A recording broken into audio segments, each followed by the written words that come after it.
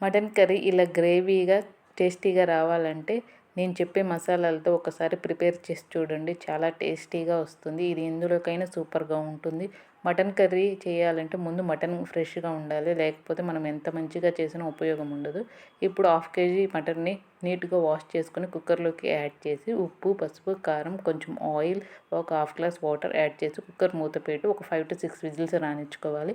ఇప్పుడు మసాలాల కోసం ఒక ప్యాన్లోకి ధనియాలు, జీలకర్ర, గసగసాలు, కాజు, చెక్క, లవంగం, శనగపప్పు వేసుకొని ఫ్రై చేసుకొని అది మిక్సీలోకి యాడ్ చేసి హాఫ్ టమోటాని, ఒక పచ్చిమిర్చిని, ఫ్రైడ్ ఆనియన్స్ని, అల్లం వెల్లుల్లి పేస్ట్ని వేసి మెత్తగా మిక్సీ పట్టుకోవాలి. ఇప్పుడు ఫ్రైడ్ ఆనియన్ చేసిన గిన్నెలోకి కొంచెం ఆయిల్ యాడ్ చేసి ఒక ఆనియన్ని కూడా వేసి ఆనియన్ కొంచెం మెత్తపడిన తర్వాత మనం ఉడకపెట్టి పెట్టుకున్న మటన్ని కూడా వేసి మనం ప్రిపేర్ చేసుకున్న మసాలా ముద్దను కూడా ఇందులో వేసుకొని ఒక 5 minutes మగ్గనివ్వాలి. ఇప్పుడు ఇందులోకి 1.5 స్పూన్ కారం సరిపోతుంది. మనం ముందుగా ఉడకపెట్టేటప్పుడు కొంచెం వేసాం కదా, ఉడకపెట్టిన వాటర్ని కూడా ఇందులోకి వేసుకోవాలి.